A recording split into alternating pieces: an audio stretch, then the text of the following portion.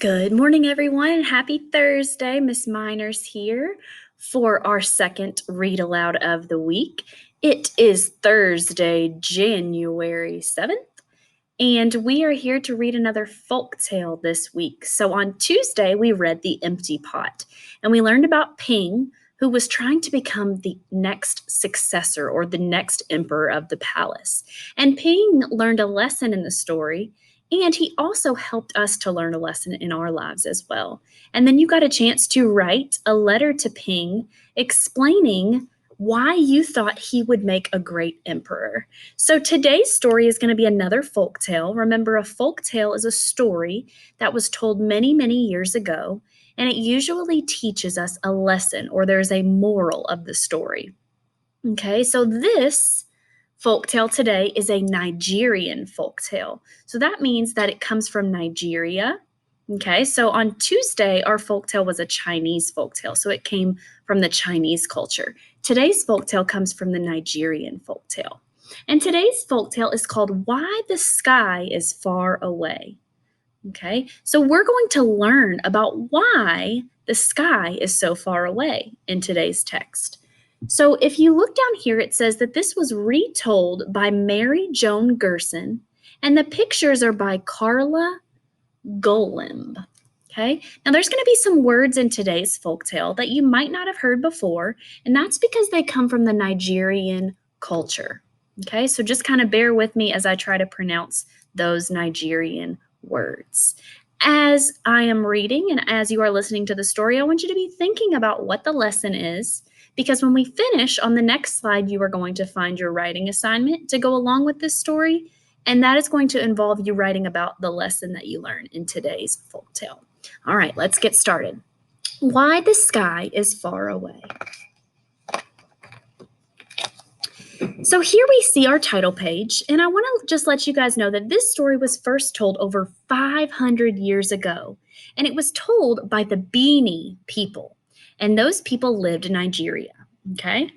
So the title, Why the Sky is Far Away, is going to give us a hint as to what we might be finding out in this story. So let's read to learn about why the sky is so far away. In the beginning, the sky was very close to the earth.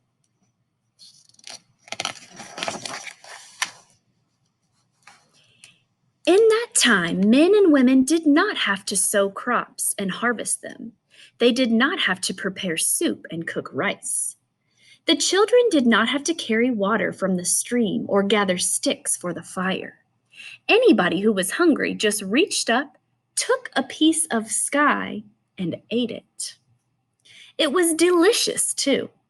Sometimes the sky tasted like meat stew, sometimes like roasted corn, and sometimes like ripe pineapple.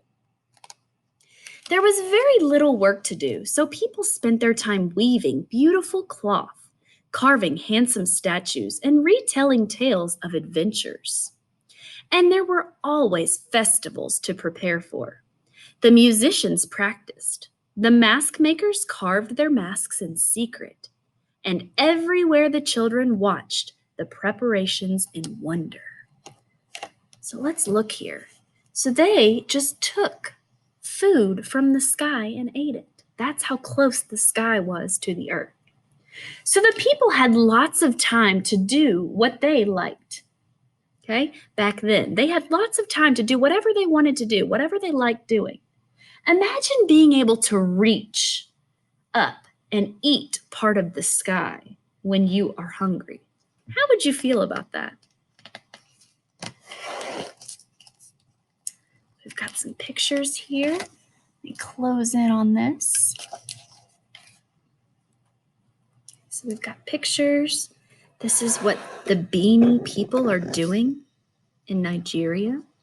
Okay, they're spending time doing the things that they like to do. The king of the land was called the Oba, and his court was magnificent. At the royal palace was a team of servants whose only work was to cut and shape the sky for ceremonies. What do you notice about the shapes they are making? Let's look at the shapes that they're making. What do you notice about them? And where do you think they're going to go?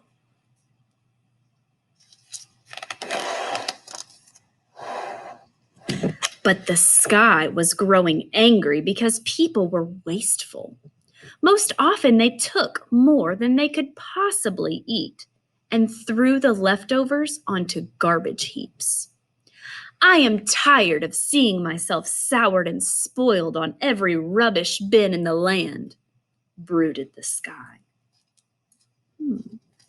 So, what do you think about the sky? And what do you think the sky might do? If you listen closely, the sky is actually a character in this story.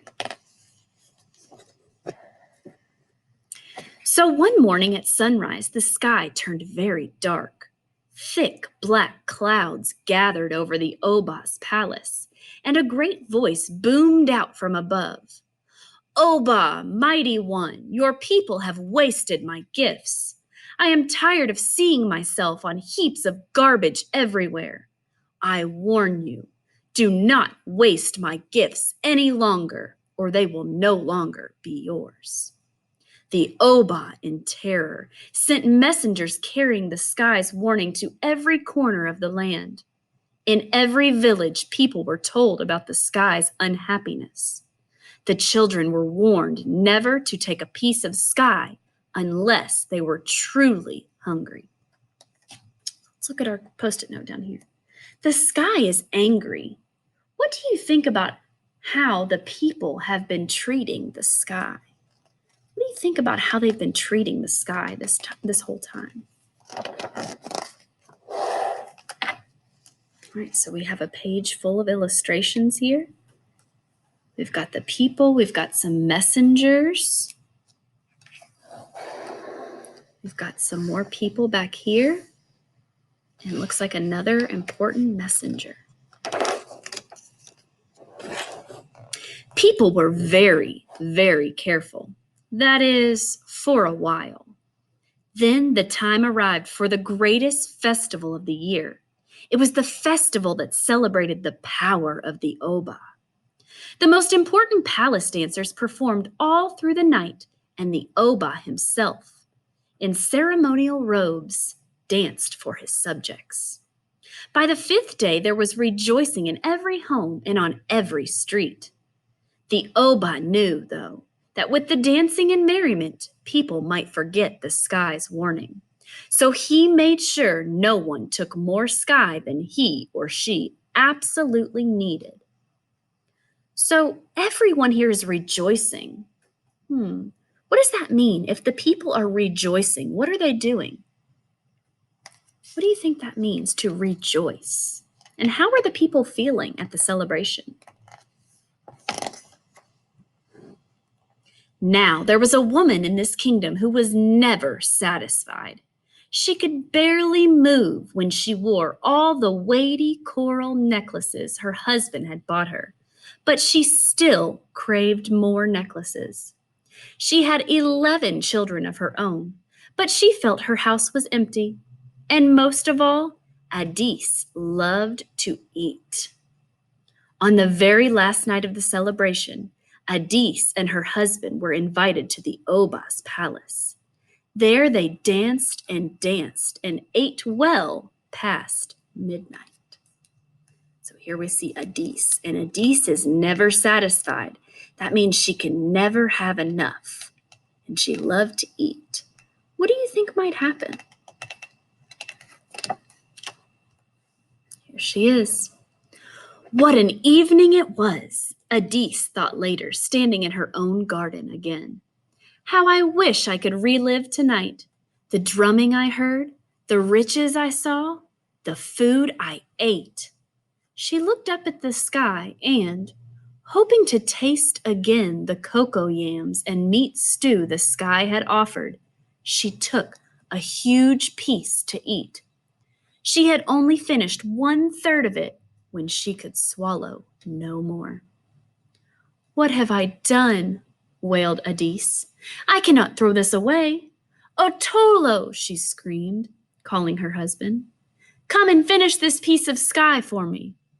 Her husband, exhausted from dancing all night and stuffed with the sky he had eaten at the Oba's palace, could take only 2 bites.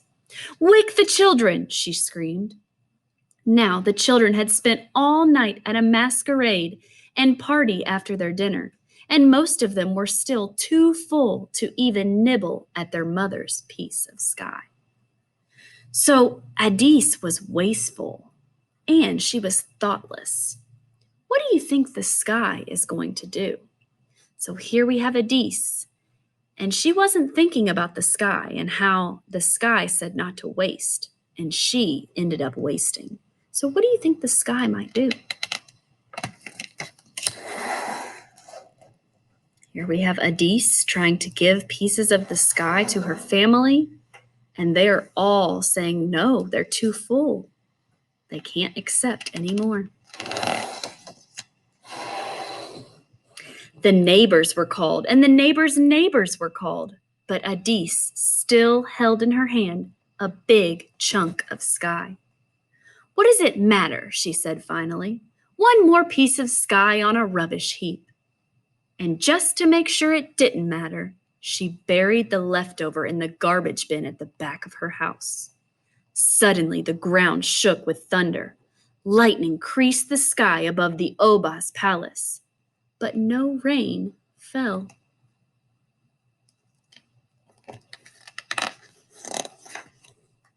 "Oba, mighty one," boomed a voice from above. "Your people have not treated me with respect. Now I will leave you and move far away." "But what will we eat?" cried the Oba. "How will we live?" "You must learn how to plow the land and gather crops and hunt in the forests," answered the sky. "Perhaps through your own labor, you will learn not to waste the gifts of nature." So now they're going to have to work for their own food. No one in the land slept very well that night. The rising sun uncovered the heads of men and women and children peering over rooftops and through windows, straining to see if the sky had really left them. It truly had. It had sailed upward, far out of their reach.